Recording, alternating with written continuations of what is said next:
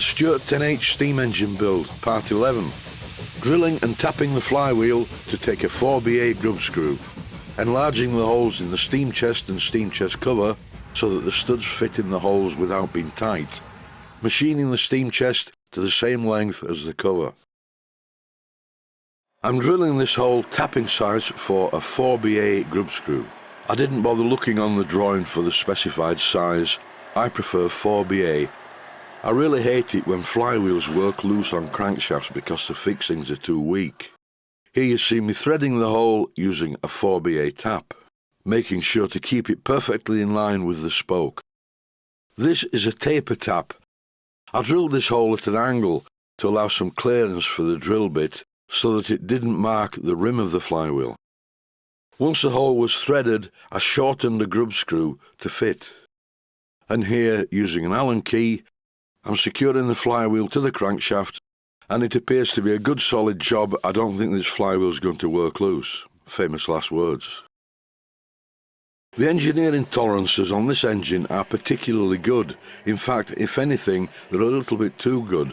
Starting with the steam chest cover and the steam chest itself, I'm enlarging the holes so that the studs actually fit through without hitting them with a hammer. This is not good engineering practice, but it works for me. I don't like things to be over tight. Here I'm fitting the studs and making sure they're all the same length by holding the cylinder down onto the bench. This is a problem. The steam chest cover is a different size to the steam chest. You can clearly see if you look at this clip. The steam chest cover is correct, but the steam chest itself is a bit too long. So it's over to my trusty Myford ML7R lathe. I've fitted the steam chest in the 3-jaw chuck and I'm supporting it at the outer end with a live centre. This is very important. I would not be able to do this without sufficient support, as you see it here. And even with the casting well supported in the lathe, I'm only taking light cuts. The steam chest cover is very accurately made and the holes are precisely in the right place, so if I make a mess of the steam chest itself, it's not going to be a good thing. I'm gauging the size by the distance from the edge that the holes are. One more cut should do it. It's going to be difficult to machine this centre part, but it doesn't really matter because it's going to be painted anyway. I'll take this opportunity to apologise for my voice. I've got a cold and it's been a bad one. I couldn't speak at all yesterday, but now I'm managing to make myself understood, I hope. It's really strange. When I catch a cold, it usually lasts 3 days. I get a sore throat, a sore chest, and then a very snotty head. And I'm on day 3 at the moment. In fact, I think this one's going to last a bit longer, mainly due to me driving about in my Land Rover the other day when the temperature outside was quite low. Although it was okay when I put the heater on, it seemed to just warm the area immediately around me. I cut a piece of 7BA studding to the correct length to make 4 studs. This is how the cylinder is secured to the main sole plate. I made a gasket for it, and the gasket holes are quite tight on the studs. It's top tip time. If you get this problem, you're very likely to tear the gasket, fitting it to the studs. I've done it many times. So what I normally do is use a socket or a piece of tube on each individual stud to press the gasket in place. That way, the gasket doesn't get torn or damaged in any way. I realised that before I could fit the cylinder cover, I would also have to enlarge the holes in it. For this, I'm using my small Proxxon motor tool. And this got incredibly hot. 1 or 2 of these holes were a bit chilled, very hard indeed.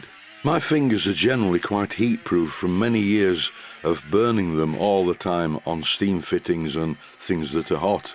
In the end, I used a piece of kitchen towel as heat insulation. I'm not doing this because the holes are drilled in the wrong place, it's just that all of the studs were too tight in the holes.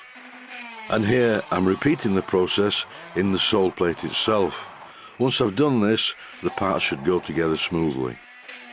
You will notice that I'm not drilling massive holes, they're only very slightly larger than the ones that were in there.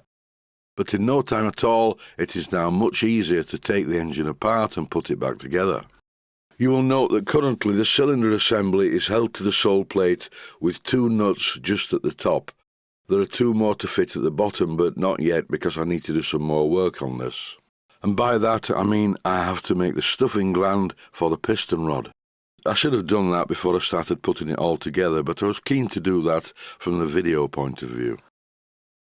Here are a few shots of the engine, and as you can see, it's working out quite well.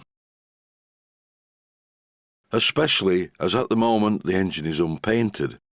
Paint can cover a multitude of errors, but this is just as it's supposed to be. Not too many jobs left to do. I'll need to make a stuffing gland for the steam chest, and then install the slide valve in the steam chest, not forgetting the piston which I've temporarily removed. Then the final job will be making the eccentric sheave and machining the strap assembly. That's it for now. Stay safe, stay healthy. Thanks for watching and hope you found it useful. Please take the time to visit my Mainsteam Models website and click on the section of the website that says Video Playlists. And by doing that, you can find other videos that you may like to watch. And by using the playlists, you can actually watch the videos back to back.